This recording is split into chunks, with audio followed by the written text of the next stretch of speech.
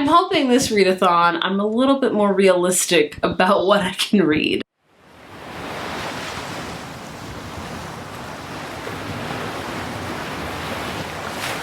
Hello everybody, today I'm finally sharing with you what I am reading for the Summerathon. So if you don't know, Summerathon is a readathon taking place from June 21st to the 27th. I'm one of the co-hosts, Amy from A Quarter Crowns and Quills, is running this whole thing and asked me to be a part of it, and I'm forever grateful because this readathon is 1000% up my alley. So if you don't know, I have a myriad of Summerathon videos already out. You can see my announcement right here. I also just did a video of recommending you some books that I think would have fit in perfectly with the challenges we have. So in case you're interested and you don't know what book to read, that video would be great for helping you figure out what you would like to read for the readathon. Also this video too, if you want to know what I'm reading for the readathon, we're going to talk about it here. So there are 6 challenges. I think I'm pretty realistic about what I'm reading, so I'm happy and I'm excited to share with you all what I'm reading. So our first challenge is a Beachy Read. For this one, I'm picking out Say You Still Love Me by K.A. Tucker. I actually have an arc of this on NetGalley that I've been saving for like a month now. I'm really mad that I haven't read it already, but I'm reading it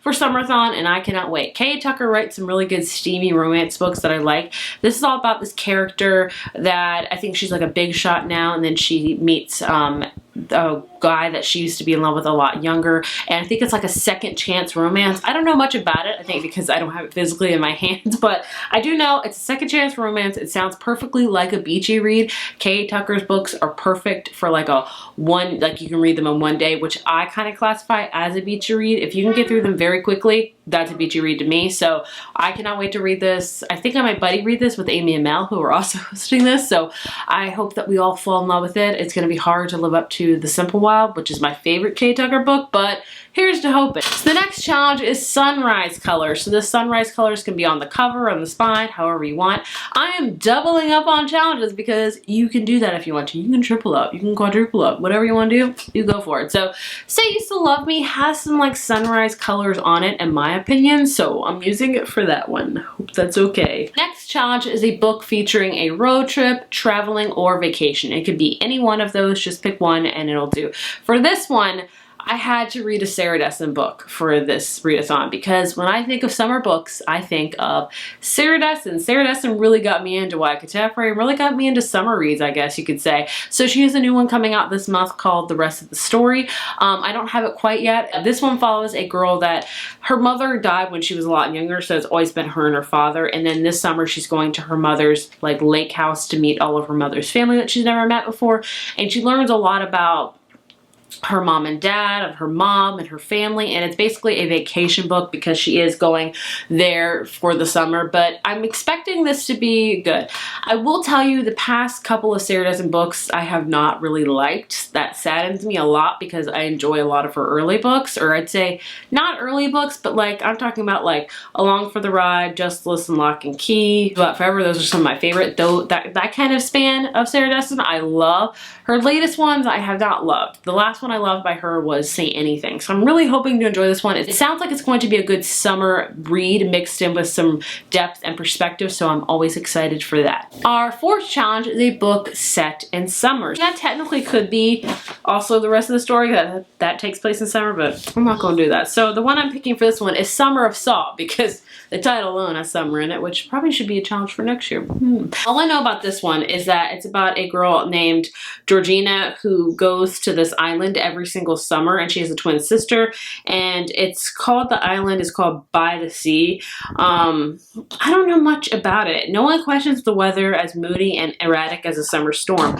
No one questions the allegedly 300-year-old bird that comes to roost on the island every year. One summer that will become legend. When tragedy strikes, what made the Fenware woman so special suddenly cast them in suspicion. Over the course of her last summer on the island, a summer of storms, love of salt, Georgina will learn the truth about magic in all its many forms. This is like a summer contemporary book mixed in with some magical realism, which I am signed up for completely. So it's a very short read. Like it's not even, I don't think 300 pages. Yeah, it's only like 250. So this can be done in a day.